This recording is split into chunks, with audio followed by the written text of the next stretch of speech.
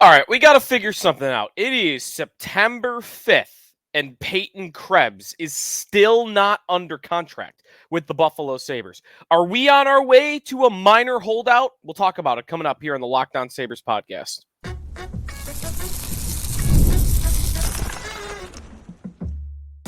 Your Locked On Sabres, your daily podcast on the Buffalo Sabres.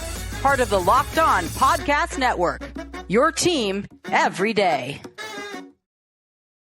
And thanks for making Locked On Sabres your first listen every day. We are free and available wherever you get your podcasts and on YouTube, part of the Locked On Podcast Network, your team every day. Sneaky Joe DiBiase coming to you today, less than 1 month away from the beginning of the regular season for the Buffalo Sabres. They will be on the ice in Prague against the Devils in less than 1 month. It will sneak up on you quick because you got a quick training camp, you got a quick preseason, and then bam, the Sabres start even earlier because they play in Europe this year. So, lot to get to on today's show. We've got some uniform news. We've got a player that is still under contract with less than a month to go in the season, and I can't really recall any level of player that needed a contract like this, so that we were thinking about, hey, is this guy going to sign by training camp? Is he going to be on the ice? The last time that I can think of that happening was Rasmus Ristolainen, when he took the Tim Murray Sabres management right up to camp, and maybe camp even began that year, if I remember right, with Ristolainen not on the ice. This is very early in Ristolainen's career. Maybe this is like the 16 season or the 17 season, and they ended up signing just before the start of the season. Maybe there's another one I'm forgetting about since then, but I don't think so. I think this is not a situation you see much of in the NHL. It happens once in a while, and usually it's more with bigger name players and bigger money players. But it might be on the way to happening with Peyton Krebs, where maybe we don't know if he's going to be at training camp for the Buffalo Sabres. So we'll get into that coming up on today's show, what his value should be, what his role should be, and really what I want to get to on Krebs is, what is the Buffalo Sabres' motivation to make that work? Because there are other players in the past, Tage Thompson comes to mind, that have been a part of big, massive trades. And the Sabres have tried their hardest to make the trade look good. And Krebs was a part of a big trade, the Eichel trade. So we'll get to him coming up on today's show. Your thoughts are always welcome. If you want to hit us up on our text line and you're not already a subscriber, if you are, be sure to text in any comment or question that you may have. I had a couple people asking if I was going to Prague. I am not going to Prague for these games. I would love to. It sounds amazing. I know Brian Koziel from WGR, him and his wife are going, so sure, they'll have a great time. It's definitely a trip I'd like to take. Went to Ireland earlier in the year, though, so you can only go to Europe, so many times in 1 year. I had another person ask if I'm going to any of the preseason games. I'll probably try to get to one. Preseason games are Sabre games already are so low energy. I like atmospheres. In sports. And I don't like going to a game where there's 5,000 people in the building. And I think you're going to have a bunch of that with these preseason games. And who am I really looking out for in the preseason? There's a couple of guys. It's definitely going to be worth a watch for me on TV, but you don't have some superstar prospect that is showing up this year, like when Eichel first showed up or when Dahlin first showed up, that I got to get to the preseason games because I got to see the first time this guy gets out on the ice for them. But still, preseason starts in 16 days, so we are getting closer to that Pittsburgh game on September 21st. The news to get to on today's show concerns the Buffalo Sabres and their uniforms. The team announcing yesterday that they will have 15 black and red games this year, and that's a good number. That's a good, healthy number. The Sabres only have 41 home games in total. So you're going to get this year 15 in black and red, and you're going to get 26 in blue and gold. I think that is absolutely satisfactory as somebody that is all about seeing as much black and red as I can get. I love when they wear black and red. The players love when they wear black and red. There's always a different energy when they're wearing black and red. I love it. So I'm glad to see that the number is at 15, and I hope, as I've said before, I don't know what the timeline is on this. I will ask someone from the Sabres this year. I want the next chance I get, the next time it comes up, where I can get the chance to ask somebody. Is this going to be an every year thing? Is there a time limit to how long you could have a third jersey? Because you know how the NHL is. They have all these stupid jersey rules that make absolutely no sense. This will be the third season with the black and red. The first of which, the first game that they wear black and red, will be October 26th against the Detroit Red Wings. So you get a game pretty early on in the season where they'll be wearing it. That game, by the way, is only their second home game. They have, not including I'm wrong on that. It's not their second home game. It's their fourth home game. And that's not including the Europe games. Fourth game at KeyBank Center. It's a Saturday game, 1:00 in the first month of the season. So I love that. You got an Islanders game on there in November. You got Vancouver on there, another afternoon game for that. You have Toronto. I like the marquee games being in black and red because those games already have so much juice and energy. Adding the black and red on top of it to me is very cool. And I love the way that the Sabres black and red looks in contrast to the Toronto uniforms. And Toronto likes to fill up the building, of course, with their fans. So you got a Friday, December 20th game. Sabres hosting the Leafs. They'll be wearing black and red. So love that one's on there. And then another marquee black and red game is Edmonton in March when McDavid's in town, March 10th. Of 2025, they'll be wearing black and red. So those are just a couple of the highlights of the 15 games that they will wear those uniforms in. The uniforms, I have, you tell me, tweet me at Sneaky Joe Sports or text me on our Locked On Sabres text line. How much do you believe in superstition in sports? How much do you believe in, is it superstition? If I read you the records of the Buffalo Sabres in the last 2 seasons, they've worn black and red, when they're wearing the alternate goatheads versus when they're wearing blue and gold, how different the records are. Is that just coincidence? Could it actually be something? That's where, like, I feel like it would fall under the umbrella of superstition. The team plays better when they wear a different jersey. Come on, guy. That's superstition. That's the fan that, I got to wear my same jersey and same pair of pants every time. I got to sit in the same seat because that's when they win their games. It could be that. I'll just read them to you, though, and I'll let you decide. You tell me if you believe there's something to it or it's coincidence, or maybe you could even, I had somebody text in that it could even be a criticism of the Sabres. How soft are you mentally that you need to be wearing the right color to be a good hockey team? Because Thompson talks about wanting to wear black and red full time, and Dahlin talks about how they play better when they wear it. They give voice to the fact that they play better. But the record says it. So here's the records. The first one I'll give you is their 82-game pace wearing both colors. So if you were to take their records in the last 2 years, they're 18-7-2 wearing black and red in the last 2 years. What is 18-7-2 over an 82-game sample size? It's a 115-point hockey team. 115, it's a division-winning level hockey team. That's a Stanley Cup contender level hockey team. That is an absolute playoff team. Every day of the week, wearing black and red. So there's that. And that's not the smallest sample size, right? It's 27 games. When they wear blue and gold, they're an 82-point hockey team over the last 2 years. 500. Not a playoff team, about 10 points out, typically 82 points. So with red and black, they're a division level, winning level team. When they wear blue and gold, they are a non-playoff team. Now, at home is interesting because think about the Sabres the last couple of years. They win road games, right? They win road games. So if they win road games and they always wear blue and gold on the road, and they often win wearing black and red, and those games are always at home, well, wait a minute. It must be really bad when they're at home wearing blue and gold then, right? And that's exactly the case because the Sabres do have a good road record in the last 2 years. It's not even just black and red versus blue and gold. It's blue and gold at home. The Sabres in black and red at home are 18-7-2, as I just mentioned. Their record at home wearing blue and gold in the last 2 seasons is 20-32-3. That would be one of the worst teams in the National Hockey League over 82 games. 20-32-3.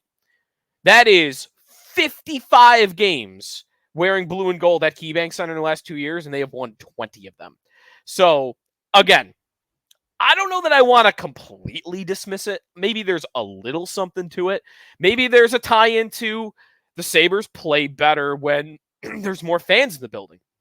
And that is statistically proven over the last 2 years, that when attendance is higher, they perform better.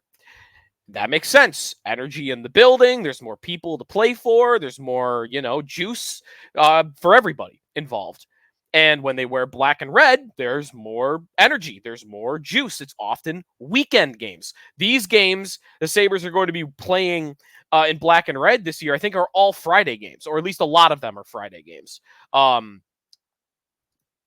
You don't get your Tuesday night black and red game as often when there's 13,000 people in the building. Those are blue and gold games, and maybe those are the games they don't play as well because there's not as many people in the building. There's different ways you could try to explain it. I don't know that I want to say it's a complete coincidence, though. So at least we get 15 games this year, and hopefully they win them all. All right, when we come back, Peyton Krebs, what is going on? Why is he still not paid? What is the Sabres' motivation to make that work? We'll get into all that coming up here on the Locked On Sabres podcast. We are presented here on the show by FanDuel Sportsbook, and man, is it the perfect time of year to be telling you about FanDuel Sportsbook tonight, if you're listening here on Thursday afternoon. If not, if you're listening on Friday, tonight as well, because we got a game on Friday. Here comes the National Football League. The power that it carries across sports, it is about to take over for the next 6 months. You've heard us talk a lot about FanDuel. It's America's #1 sportsbook, and we have a little something different for you. So now through September 22nd, still have over 2 weeks, all FanDuel customers can bet $5 and get a 3-week free trial of NFL Sunday Ticket from YouTube and YouTube TV. Then, with a YouTube TV base plan, you'll be able to watch every regular season Sunday afternoon out-of-market game. All you need is a Google account and a current form of payment, and you can cancel anytime. And if that's not enough, FanDuel has something special for our listeners this weekend.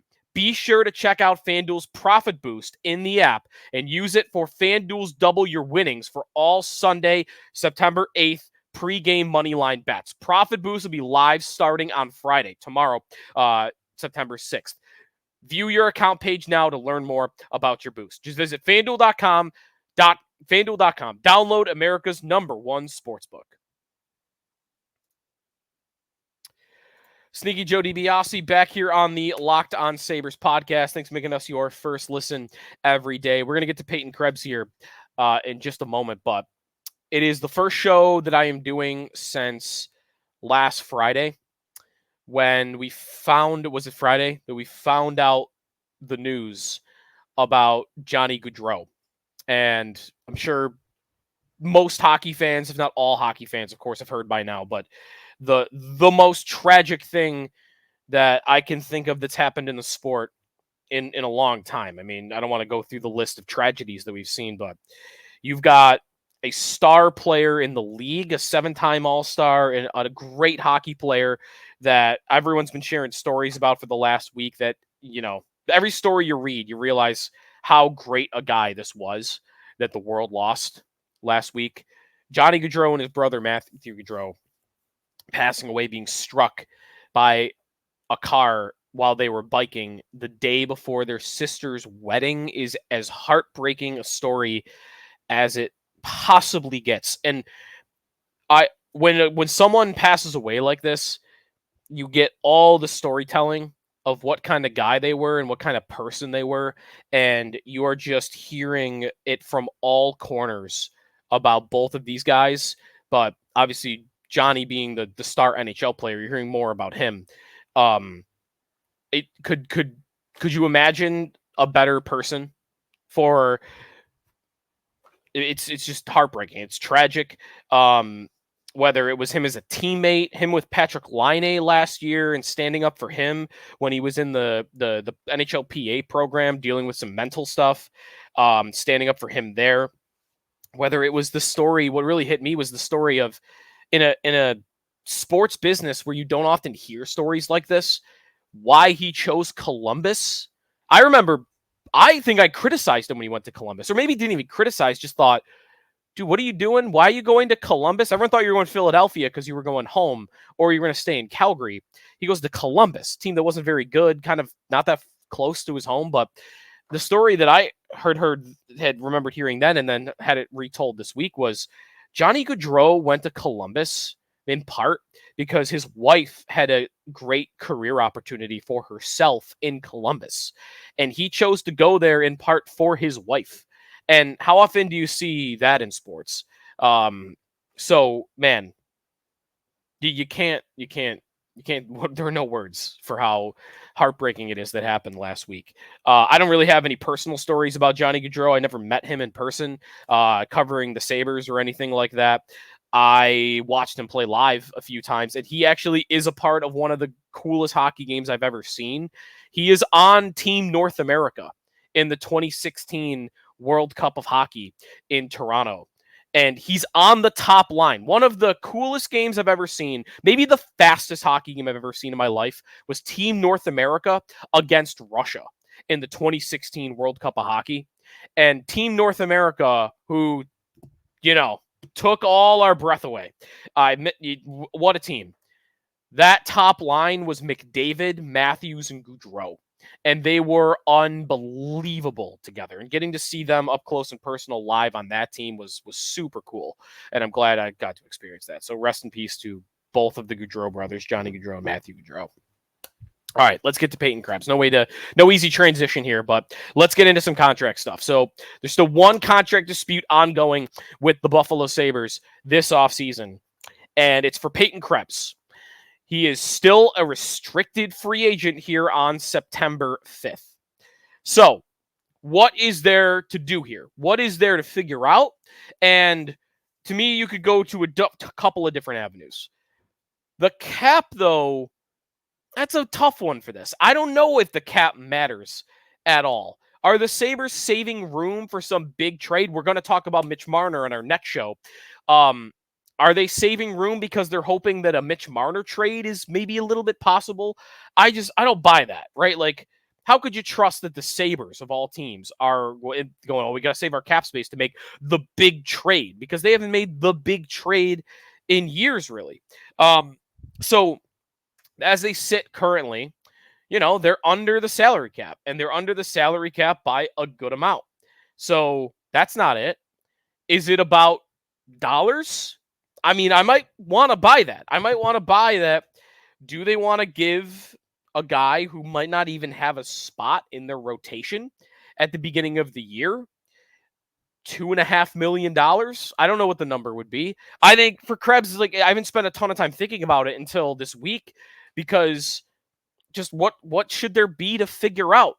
He doesn't have much leverage. He hasn't developed into a consistent player in the National Hockey League. He's developed into a fourth-line center, and that is not what he was supposed to be in any form. He was supposed to be, hey, the Sabres are getting the Golden Knights' best prospect, first-round pick that would have gone even higher had he not been injured in juniors. He's got crazy good vision. He's an amazing passer, great playmaker, good hands, fast, quick. He's a little smaller, but he plays hard. So you should expect a lot of assists, right? And I remember thinking, okay, this guy could be their second-line center one day, but something that's going to contribute in their top six. And slowly, year after year after year, he's been bypassed by different people. Originally, he was kind of top of the list. He was up there. When he first arrived with the Buffalo Sabres, he is like, all right, here we go. This is the star prospect that we want to see playing on the NHL club. And that's the 2021-22 season. Since then, he's been bypassed by JJ Peterka. He's been bypassed by Jack Quinn. He's been bypassed by Zach Benson. is who's next? Is he going to be bypassed by Yuri Kulik? Is he going to be bypassed by Konsta Hellenis, who they just drafted? I think he's been bypassed, or he's been replaced by Ryan McLeod as the opportunity to play third line center. Krebs had a moment there. There was a point where he and Casey Middlestat were both still like, all right, we're waiting for somebody to take the jump. And Middlestat did, Krebs didn't. And that's why Middlestat got run as the third line center for a couple of years. And then when guys got injured, when Tage got injured, who jumped up? It wasn't Krebs. It was Middlestat. And Middlestat thrived, and he became a player that was worthy of getting traded for a legit top four defenseman. Krebs is not that type of asset at all. So, you know, that's the story of his career. What does a player like that usually go for? A 1-2 year deal worth $1.5, $2 million, maybe even the entry level that you get, or not the entry level, but the tender that you would offer for being a restricted free agent. So I don't really know what is to be gained here. What is Krebs looking for? Are the Sabres trying to go cheap on him because they just don't want to pay more money? Are they trying to go cheap on him just because what? Like they have not shown a resistance to paying their players in the past. They paid Cousins, they paid Thompson right away, they paid Owen Power right away, they paid Dahlin the big bucks, they've paid everybody, and this is a smaller contract. So what it might say though is they don't think he's going to be in the lineup consistently, and that's what I want to get into when we come back, because the money to me is not even the interesting part here. Haggling over, you know, I'm not going to spend 20 minutes here going, oh, I think he's worth $2 million, and the Sabres might think he's worth $1.5 million, and Krebs might think he's worth $2.5 million. It's not interesting, right? We're talking about the differences of $500,000 maybe, or $750,000. What is the Sabres' motivation to make him work? To have him a part of the fold? Have they already moved on? Have they already given up on the idea that he's going to be an impact player someday for them? That's an interesting question. The trade is why it's an interesting question for me. And we'll get to that when we come back here on the Locked On Sabres podcast. We are presented here on the show by Gametime. And with these preseason games coming up, you have Gametime in your pocket ready to go. Check out some cheap tickets for the preseason even. You've got, of course, all the football games coming up. You've got the Bills this weekend even. Gametime is a new feature called Gametime Picks. So that makes getting tickets for your favorite live event even easier. Gametime Picks filters out the fluff to show you incredible deals, and only incredible deals on great seats. You don't have to waste time searching through thousands of tickets. Check out the app. They've got great features. I like being able to see your seat, get a panoramic view from your seat in the app before you buy. You get an exact look at what your angle is going to be, how high up you are, where in the row you are. They also have a lowest price guarantee. If you find a price that beats Gametime, Gametime will credit you 110% of the difference. Gametime ticket coverage, purchase covered with the most flexible customer service policy in the ticketing industry. Take the guesswork out of buying tickets with Gametime. Download the Gametime app, create an account, and use the code LOCKEDONNHL for $20 off of your first purchase. Terms apply. Again, create an account, redeem code LOCKEDONNHL for $20 off. Download Gametime today. What time is it? Gametime. Final segment here on the Locked On Sabres podcast. Thanks for making us your first listen. Be sure to make your next listen either Locked On NHL, a lot of stuff on Johnny Gaudreau this week from them, or if you're looking for some football coverage, check out Locked On Bills with Joe Marino as the Bills get ready for the Cardinals coming up on Sunday. So, Peyton Krebs, what's the motivation? And the reason I think about this is the Buffalo Sabres, ownership, management, coaching, all of them. When it was going really poorly for Tage Thompson, when he was looking like somebody that they didn't even know would be a regular NHL player, and the Sabres were getting dunked on from all corners about the Ryan O'Reilly trade, Ryan O'Reilly went on to win the Stanley Cup. And there was a couple of years there where it was embarrassing for the Buffalo Sabres. It was embarrassing that they had made that trade. They traded away one of their star centermen who immediately won the Stanley Cup, won the Conn Smythe as the playoff MVP. While all the meanwhile, the Sabres had nothing to show for their end of the trade. Ryan Johnson was in college. Vladimir Sobotka was a horrible player that had moved on. Patrick Berglund quit 3 months in. So here sits Tage Thompson, the big piece of that trade. And he stunk, right? He stunk. He hadn't done anything. 8 goals in 38 games. But they could have moved on. They could have cut bait. They could have done anything. The Sabres, when they hired Granato, had a intention. We got to make this work. We need this to look better for us. This can't be a black mark, a stain on the organization. We're getting trolled all the time about it. Make it work with Tage Thompson. And they did. They did. And it went great. And now he's their number one center. They couldn't have done a better job at making it work. There was a motivation to make Thompson work because he was the big piece of a monster trade that wasn't going well for them. Fast forward 3 years. The Jack Eichel trade. It's not as bad. Not nearly as bad. But there are similarities. Eichel won the cup like O'Reilly did. So, doesn't look great because of that. Your star center, the face of your franchise, left, and within 2 years, won the Stanley Cup. And your star prospect that you got in return, Thompson, Krebs, it's not going well. He's not doing anything really for you. Krebs maybe a little bit more. Krebs to me is an NHL player. Thompson, we didn't even know that. Thompson was not doing anything for the Sabres. Krebs at least is a good defensive player. Evolving Hockey has Krebs ranked as a 68th percentile defensive forward in the NHL. So he at least has that. But he's a bottom 6 guy at best, fourth liner, really. The big difference, of course, to mention there between the Thompson trade or the O'Reilly trade and the Eichel trade is they got Alex Tuch in the Eichel trade. And Alex Tuch, even for like a year and a half, had better numbers than Eichel. And Tuch's a top line winger when he's playing his best. So there's always that. And that is a big difference. There is always the Tuch piece that says, well, we don't have nothing to show for it because, look, we got this guy.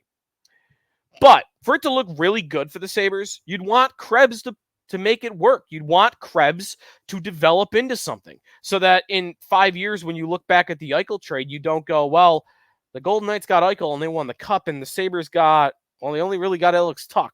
We'll see what the pick comes into. Noah Ostlund was that pick. We'll see what he develops into as a prospect. And then Krebs was another piece. And then a second round pick that became Jordan Greenway, which to me is whatever. So Krebs for this. Do they have any sort of the same mentality of we wanted to make Thompson work to make the O'Reilly trade look better? Can we, and not just that, they wanted Thompson to play well because he's 6'7" and they saw talent. Do they have a motivation to make it work with Krebs? Make it work with him. He was a big piece of one of the biggest trades in franchise history. Find a way to make it work. I don't know that the same motivation exists, though, because I'm not seeing evidence of it. They're not giving him a contract yet. I don't know what the demand is. He can't be asking for too much. He's not asking for $3 million, right? It could be about his place in the lineup. And that, to me, is where you see the Sabres' motivation and what they think of Krebs. It would have been one thing if they had just traded for Ryan McLeod this offseason to be their third-line center, to be another centerman in the mix behind Tage Thompson and Dylan Cousins. That would have been one thing. But then they signed, but before that, I guess even. But if you look at the totality of the offseason, it wasn't just McLeod. They also signed Sam Lafferty. They have a fourth-line center, and they signed 2 other fourth-liners. Beck Mallenstein they traded for, and then Nicholas Aube-Kubel they signed. They have built a fourth line. So if McLeod's your third-line center and you have a brand-new fourth line to show off, where does Krebs fit? And the simple answer might be he doesn't really. They not only replaced him as the third-line center, which that to me would have been completely fair, but they also then went and replaced him as the fourth-line center. So maybe it's more about playtime for Krebs, and it could be about what Lindy thinks of him. If Lindy thinks, I don't really think there's a lot here, then they probably find a way to move on. The Flyers have been rumored to like Krebs for over a year. Maybe there's a trade to be done there that's on the smaller level. I don't know. Should they want to make it work with Krebs? I've definitely cooled on that from a year ago.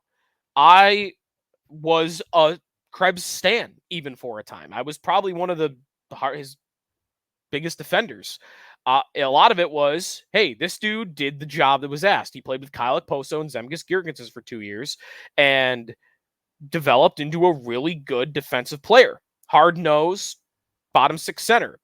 But this guy's got skill. He was drafted because of the skill. He was traded for because of the skill. You can't see the skill if he's going to keep playing with Zemgus Girgensons and Kyle Okposo.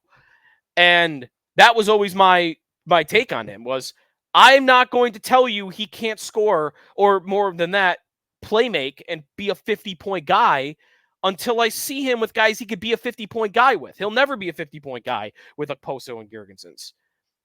But then we saw it. He had a month. He had a month to prove it. Middlestat got traded, and a spot was opened up in the lineup. An opportunity for him to earn more ice time, to earn more opportunity, to play with different line mates. Okposo was sent out. It was all there for him, and nothing happened. He got to play with Jeff Skinner a lot, and Skinner had his worst stretch of the season playing with Peyton Krebs. He got to play with Zach Benson, and Benson actually was a point-per-game player in the last 7 games after they moved him up away from Peyton Krebs. Jordan Greenway played with Peyton Krebs down the stretch. He's not a good offensive player. He's might maybe a little better than Okposo for this and Girgensons, but there was nothing there either. Like, no one he played with saw their numbers go up. Everyone saw their numbers go down when they played with Peyton Krebs in that final stretch. And Krebs' ice time then was suffered for because he was showing no signs that it was getting any better. So I'm not sitting here telling you anymore, hey, he just needs an opportunity. He kind of had one. And I just needed a sign. I needed a flash, anything that would tell me, hey, oh, did you see that? I know the numbers, the consistency wasn't there, but look at this play, this game. It was never there. I never saw it from him. So I don't want to say I've given up on the idea that Peyton Krebs can be a top 6 player someday in the future, like he was drafted to be. I would have told you that about Tage Thompson at this age. That's the one saving grace I could give you on Krebs. I no longer feel like I could point to anything on the ice, anything in the numbers, and tell you, here's a list of things that he's done out there that tells me there's more in there offensively. You'd have to go back to why he was drafted where he was for that. The best I could do, and again, this is not what he's done. The best I could do is Krebs is now the age that Thompson was when he took the giant step forward. When Thompson was nowhere, and then bam, he's a good top 6 player. When Middlestat, same age for Middlestat, 23, 24. Middlestat was nowhere. Taxi squad guy, bottom 6, hadn't produced. Bam. Oh, look, Middlestat's a really good player now, producing offense. That's the best I could do for you, is that Krebs is now hitting that same point in his career.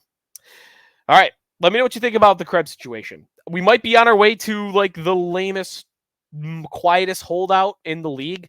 I wonder if he's going to be at training camp. I think every day that passes, it becomes more and more likely that he won't be. I don't know. It's such a weird situation if he's not at training camp. So we'll see. We still got a couple weeks to go until that happens. That's going to do it for us today here on the Locked On Sabres podcast. Thanks for making us your first listen every day. Next up on the show, we will talk about a potential Mitch Marner trade with the Toronto Maple Leafs, and of course the Sabres' potential to make a trade like that. It's one that I actually don't dismiss as quickly as some other star players. That next time here on the Locked On Sabres podcast, part of the Locked On Podcast Network, your team every day.